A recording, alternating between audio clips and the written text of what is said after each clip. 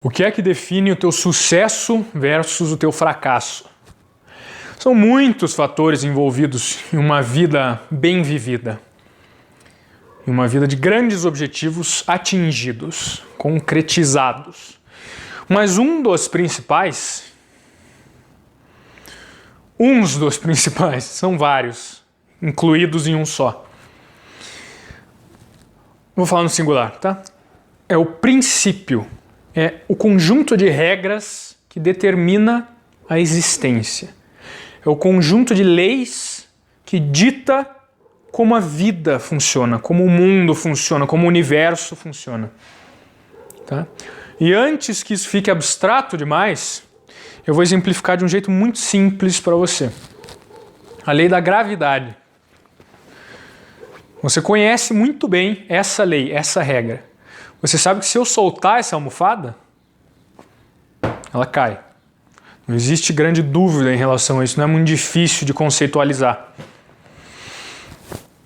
O que eu quero te ajudar a entender nesse momento é que existem leis tão ou mais impactantes quanto a gravidade, e você sabe quão impactante a gravidade é, né? Que são muito mais sutis, muito mais etéreas, muito mais complexas e difíceis de entender. Tanto é que muitas pessoas passam a vida inteira sem saber que essas leis existem.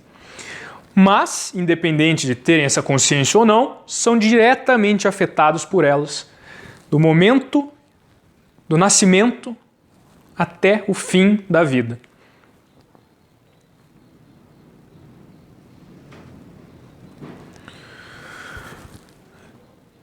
Existem várias dessas leis, vários desses princípios no que diz respeito à nossa terceira dimensão. Tá? Eu não vou entrar muito nessa coisa mais de dimensões nesse momento, mas é um assunto interessante. Agora, para citar alguns,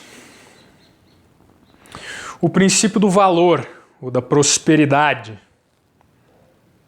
como queira. O princípio da manifestação, ou do reflexo da realidade externa a partir da realidade interna.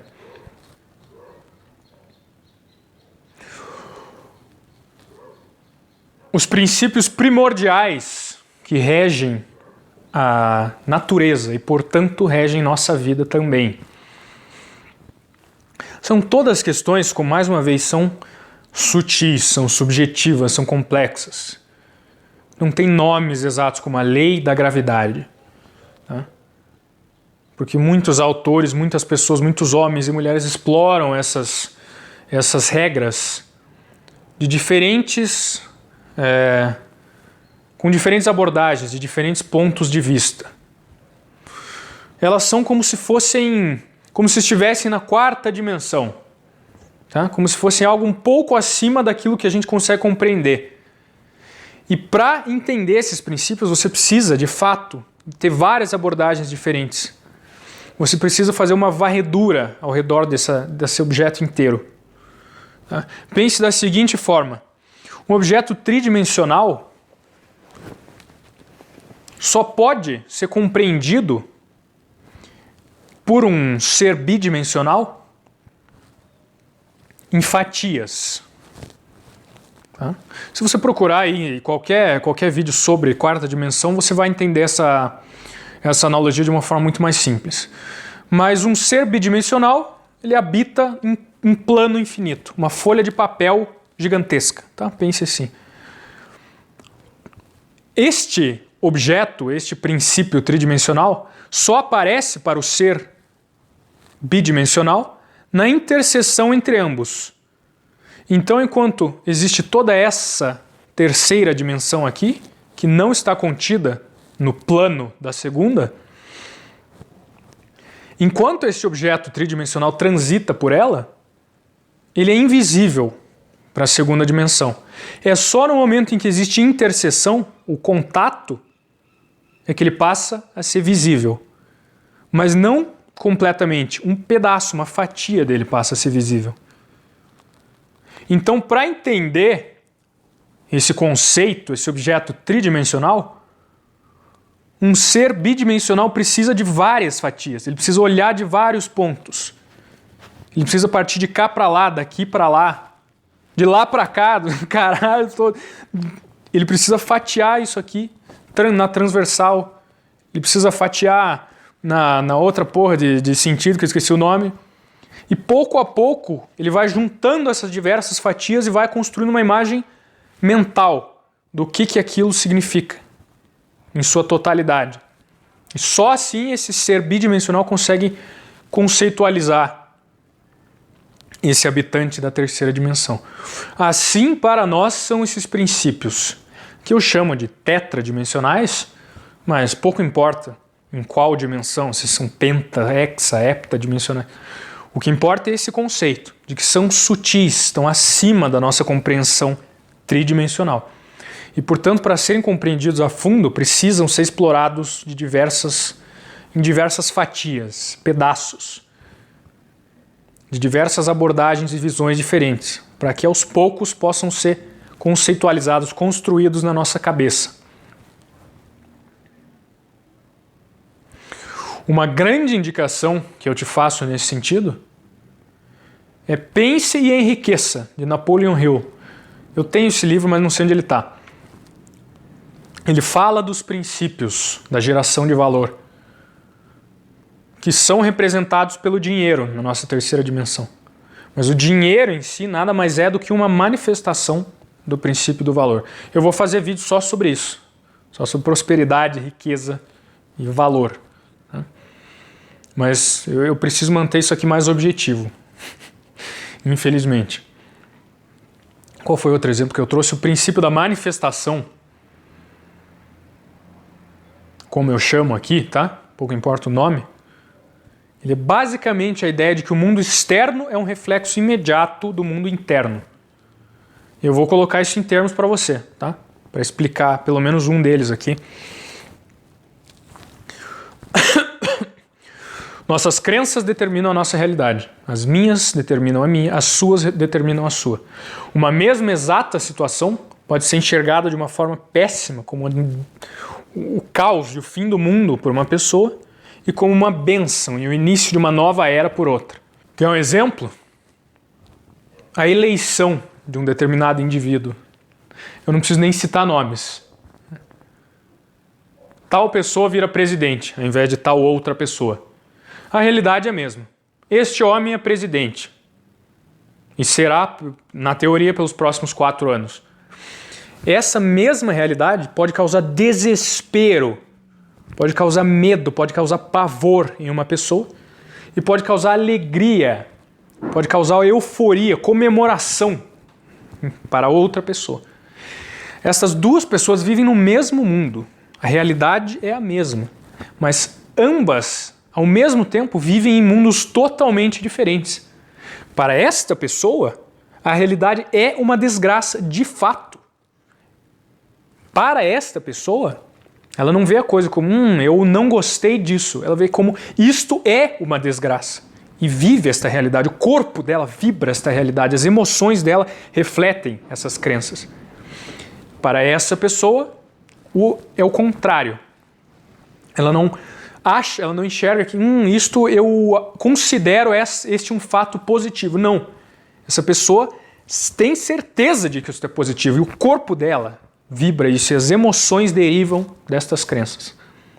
E essas pessoas, em efeito, estão em realidades diferentes, apesar de estarem na mesma.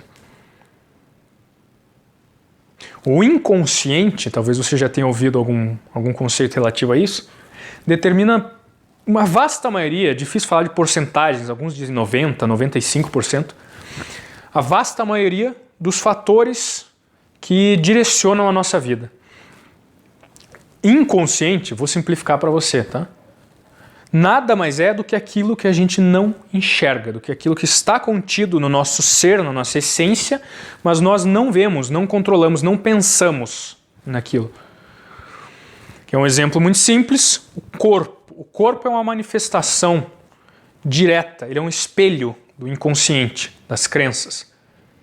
Por exemplo, a linguagem corporal. Uma pessoa tímida não pensa, ela não é consciente em relação à postura. Ela simplesmente, o corpo dela reflete crenças limitantes de que ela não tem valor, de que as outras pessoas não gostam dela, de que ela não tem nada a agregar, de que ela é um lixo. Crenças podem ser bem terríveis. Tá? Então o corpo dela reflete isso, numa posição de defesa. A postura dela reflete isso. Ela não quer ser ouvida, porque o inconsciente dela considera que isso é ruim. Então o corpo, esse reflexo direto do inconsciente, resistirá a qualquer tentativa dessa pessoa de ser diferente do que ela realmente acredita que é. Inconscientemente. Mesmo que ela saiba, que ela pense, raciocine, chegue à conclusão de que não, mas eu sou um cara foda. Eu mereço sucesso. Todo ser, toda a essência dela diz o contrário, diz não, não merece, não, não é. Isso reflete. E a pessoa anda nessa posição de defensiva. Ela não quer ser vista, ela não quer ser ouvida. Não quer, inconscientemente não quer. Conscientemente sim. Mas são as crenças que vão determinar quão fluida vai ser a vida dessa pessoa. Então ela passa assim, ela passa nessa postura, ela passa em desconforto, ela passa em embaraço. Enquanto uma pessoa confiante demonstra isso no seu corpo, demonstra isso no seu tom de voz, na sua abordagem, na sua presença. Você não precisa, em muitos casos, conversar com alguém, ouvir alguém falando, para enxergar que essa é uma pessoa confiante ou que é uma pessoa insegura. Quando você está aprendendo a dirigir, todos os processos são conscientes. Você precisa prestar atenção, controlar tudo, pensar no que você está fazendo. Quanto mais você repete, mais a coisa se instala no seu inconsciente e pouco a pouco você passa a desenvolver a capacidade de dirigir até mesmo quando está conversando com alguém, até mesmo quando está ouvindo música ou mexendo na porra do celular, né? Palhaço! Fazendo outra coisa, por quê? Porque o teu inconsciente está em controle. Mais uma vez, a respiração, ela acontece através do corpo, através da inconsciência. Tá? Então, dessa forma, você consegue entender como o inconsciente determina de fato como a tua vida vai acontecer. E como é que você afeta, como é que você transforma o seu inconsciente. Existem algumas formas. Uma delas é a repetição. O exemplo do carro. Aprender a dirigir. De tanto que se repete algum ato, alguma ação, um hábito, ele se instala no teu inconsciente. Você ganha na insistência. Pouco a pouco aquilo você assimila. E ele desce. Tá? Pense nisso. Você incorpora aquele conceito. Ele passa da mente para o corpo, para o inconsciente. Outra maneira, hipnose ou alternativas mais diretas, tá? Que buscam remover esse filtro da consciência. A consciência serve como um filtro para que nós não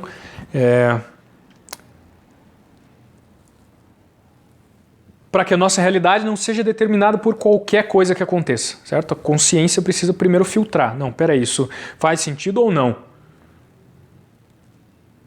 E algumas técnicas como a hipnose ou diversas outras, tem algumas relacionadas ao sono também, tá? Aos estados, a frequência das ondas cerebrais durante o sono, trabalham exatamente assim, buscando ultrapassar a consciência e afetar diretamente o inconsciente. Esses estados são esses estados próximos do sono, eu não vou entrar a fundo nisso, mas são basicamente os estados nos quais nós passamos a vasta maioria da nossa infância. Uma criança não tem consciência formada, ela é puro inconsciente. É como se uma criança estivesse em um estado constante de hipnose. E, portanto, toda e qualquer informação influencia diretamente o conjunto de crenças dessa criança. E é assim que você tem, por isso que as pessoas têm crenças limitantes ou crenças empoderantes, empoderadoras, sei lá, enfim. Por esse exato motivo, na infância, no momento em que o inconsciente absorvia tudo sem nenhum tipo de filtro. É só depois que esse filtro se forma, mas ele já se forma baseado no inconsciente e no conjunto de crenças. Certo? E muitas vezes uma experiência traumática, e com traumática eu não quero dizer um acidente terrível ou nada do tipo, mas uma experiência traumática que para uma criança aparece dessa forma pode ser muito simples. Você pode uma vez ter se perdido da sua mãe no mercado. Sabe, isso é muito comum, você está num lugar público e se perde dos pais. Eu sei que comigo aconteceu algumas vezes. Para uma criança, isso pode significar a morte. Para a cabeça da criança que não tem essa consciência desenvolvida, que não sabe que é só, tudo bem, ela vai achar os pais daqui a pouco. Aquela criança está num estado muito mais primal, mais primitivo, onde o cérebro reptiliano tem muito mais influência do que o neocórtex, do que a nossa inteligência humana, nosso raciocínio. Então, ao se ver perdida, se ver distante dos pais, essa reação primitiva da criança é justamente nesse sentido da sobrevivência. Puta merda, eu vou morrer. E o desespero e o trauma acontece a partir daí. E cada um tem seus mecanismos, mas é esse tipo de experiência que pode facilmente incutir na cabeça desse ser humano uma crença de que ele não é amado. Uma crença de que os pais não se importam com ele. Uma crença de que ele precisa supercompensar, porque ele não tem aquilo que é necessário para que as pessoas que ele ama realmente prestem atenção, realmente se importem, realmente cuidem dele. Entende como isso é complexo? E essa crença às vezes permanece pela vida inteira de uma pessoa e determina toda ou uma grande parte da realidade que essa pessoa vive. E ela pode passar a vida inteira lutando contra a própria essência, gastando muita energia para alcançar objetivos que estão distoantes, que discordam das crenças que essa pessoa tem. A passo de que, agindo diretamente nas crenças, os mesmos objetivos podem ser alcançados de uma forma muito mais simples, de uma forma automática. Esse processo extremamente potente, intenso, pode trabalhar a favor dos objetivos dessa pessoa. Então dá para entender como essas leis, essas regras acabam definindo o sucesso ou fracasso na vida de qualquer um. Certo? São regras, são princípios tão fundamentais, tão presentes na nossa vida quanto a gravidade, mas que pouquíssimas pessoas realmente entendem, realmente compreendem. Se você ignora a lei da gravidade, você morre. Se você ignora, você tenta voar e pula de um penhasco. Eu não preciso te dizer qual é a consequência disso. Mas a vasta maioria das pessoas ignora leis, regras, como essas que eu mencionei. Tão ou mais fortes, tão ou mais intensas, impactantes, quanto a própria gravidade. Esse é um assunto extremamente complexo. É muito difícil falar a fundo sobre isso em 15, em 20 minutos. Eu gravei um vídeo completo sobre isso, aprofundado, que está aqui na descrição, se você tiver interesse nesse assunto. Eu vou falar muito mais disso ainda. Tá? Nesse meio tempo, cara, qualquer pergunta que você tiver, qualquer pedido, faça para mim o favor de colocar aqui embaixo nos comentários.